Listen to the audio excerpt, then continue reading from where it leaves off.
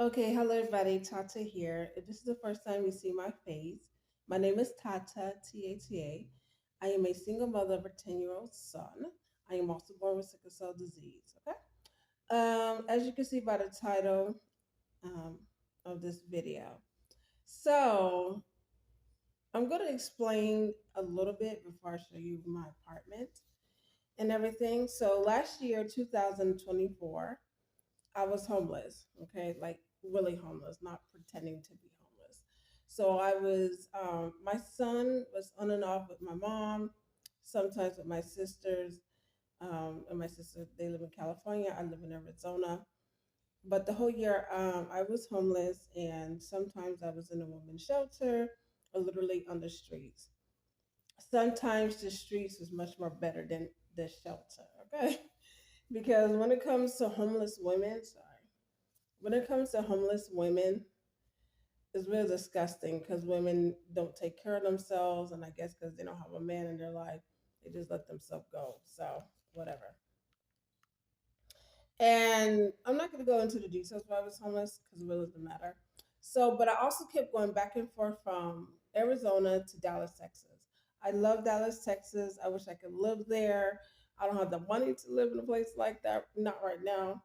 So I had to come back. So I came back last year in November. And I'm like, oh my gosh, I have to start this all over again.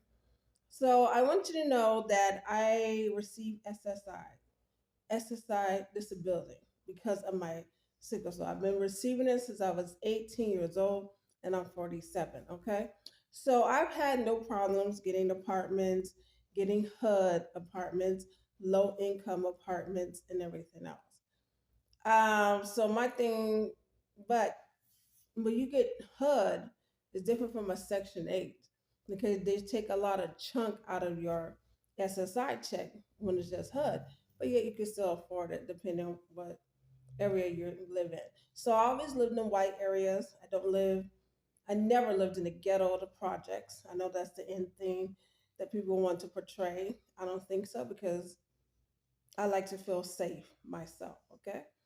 And so I had to start all over again when I came back to Arizona again.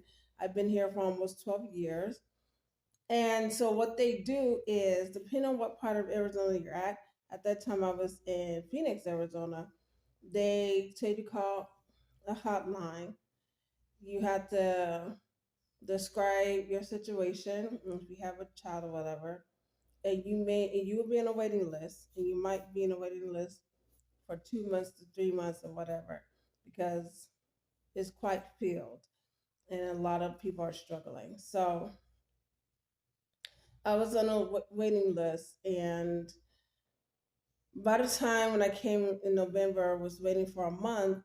My son was like, he wants to still spend time with me, and he had a favorite park he liked, and everything else. So we went to that park, and then a police officer, and in some parks are very beautiful, very fancy.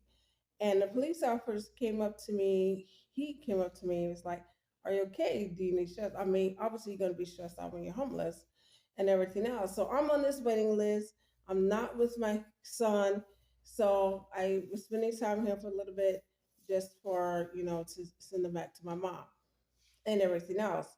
And so I told him the story and all this, and then he was like, "Well, let me try to get you into a hotel voucher."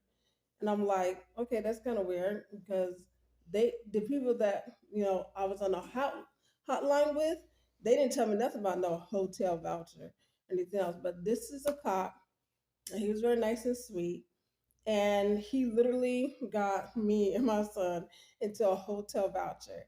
And this hotel voucher was for 3 months, beautiful place, mostly white people, and them being homeless with their families. And I think only it was me and another black woman with her husband and everything else. Okay. So I was like, oh, this is great. This is beautiful. And it was a beautiful hotel. It was just for us and everything else. So I was so glad because being homeless for literally a whole year was terrible, and dealing with my illness. So from this police officer, him dropping us off to this hotel, it was actually a program for homeless families, and they're trying to get them back on their feet.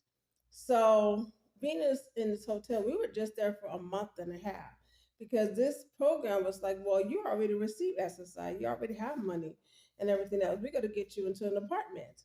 So okay, so I got an apartment that I really like, area I really like.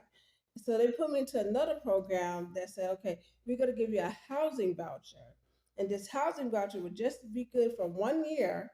They would pay the rent, but you're going to have a team that's going to help you get working skills, training, a remote job because of my illness and all this. So that was great. So I had 6 women on my team, and that was really, really lovely, and I was fine with that. But I was really happy I was back into an apartment. So we picked an apartment. Now I could have picked any apartment, but I picked a 1 bedroom because I'm thinking, well, after a year I'll be having to pay for this myself. So I wanted to be able to pay for the rent myself. Okay. So being in this other program because of this hotel program, so they put us into another one. And then so I meet the team, I meet the ladies and all this. So one lady, after us being there, I would say like 4 months, okay? We're in our 1 bedroom apartment that I'm in now, okay? We've been here for like, at that time it would be 4 months, and they've been paying the rent. And there's another woman that's going to come into the team. And here's a white woman. So mostly in Arizona, it's mostly white people. Then it'll be some Mexicans, and black would be last, okay? Which I like it anyway. And so this is white woman. She's really nice and sweet. She says, I knew of a woman that has sickle cell too. And I know how hard it is for you. I'm like, why aren't they trying to put you on Section 8? And I'm like, Section 8? No one can get on Section 8. It's closed. Da, da, da. You be waiting for the Section 8 for like 10 years, maybe. And she said, nah, nah, nah. And so because of her, cause and I'm not even looking for Section 8. I'm not signing up for nothing, okay? Because I could have been, mm, I mean, I really care less about that at that time. So she did something. I don't know who she called. So she said, we're going to put you on Section 8 because I know it's hard for you to even work and all this other stuff like that too. And then so she puts me into another program. So I still have the same team. Now we're working with her. So this other program, they're like, yeah, we can get you in Section 8 because you're disabled, you're a single mother, and you have a son. And all this, and you got your SSI already. So I'm like, okay. So according to them, they have one Section 8 voucher. That's what they said. And they said, we're going to get you on permanent Section 8. I'm like, okay. So I was just hoping that this apartment that we was already in would take that Section 8. And they do. They take it, which I'm happy about it. And all this. And because of her, I am now on Section 8 because of this lovely apartment and because of this white woman, this lovely woman, and everything else like that too. I didn't plan on getting on Section 8. I didn't sign up for Section 8. I am grateful for it because I am a single mother raising my son, and I don't have to be burdened with trying to me get a job while I get sick a lot of the times. Okay. And so I am very grateful. I'm grateful for the whole team.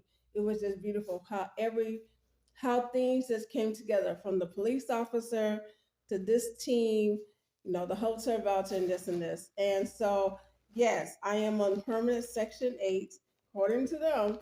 And I paid I paid less than $100 when it comes to my rent. Now this apartment that I'm in, me and my son, is a 1 bedroom apartment, and it's over 1,000, almost 1,400 basically and stuff. So I'm so glad for it. I still have to pay for utilities and all this, and that's fine. I really don't care. But it allows me to have a little bit more of my SSI money, and I can do more things for my son. But to get that unexpected, that was really, really lovely and stuff like that. And according to them, this would be the last Section 8 voucher that they would get for this year, for the year 2025. Obviously, they're going to do it next year, and just depending on your situation and stuff like that too. So, and they also tell me that when you're done with this year contract, you could get a bigger place, a 2 bedroom. You can even get a house, and you can even put it to another state.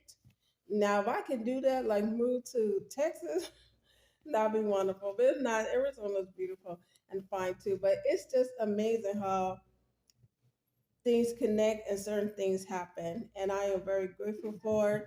I do receive food stamps, not ashamed of it. I don't think so. And to have the load off that me and my son will have a beautiful, safe roof over our head and I can handle it, that's really great. And no pressure. And I can finally rest my body with the woman born with a disease and everything else like that too. And I can handle it. So, yeah. And so that was basically the gist of it. I will tell you this last program that they do a lot of housing vouchers. Okay, they're just not telling you everything. I know a lot of people want to whine and complain and be upset about people who have Section 8 and they're laughing about what Donald Trump is doing and everything else. They're not getting rid of Section 8, okay? And all this. And they're not telling you everything because it's really none of your business. And they are doing a lot of help, especially in Arizona. They do not like homeless families or people with children that are homeless and everything else. And so Arizona is really beautiful that way and stuff like that. So, yeah. And that's about it. So after this, you will see me and my son's one bedroom apartment. I won't be saying anything, it'll be music there, but I'll just tell you what it really was about.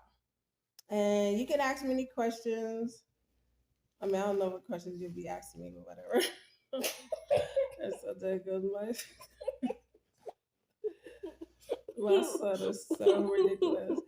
But yeah, so continue watching and then you can see.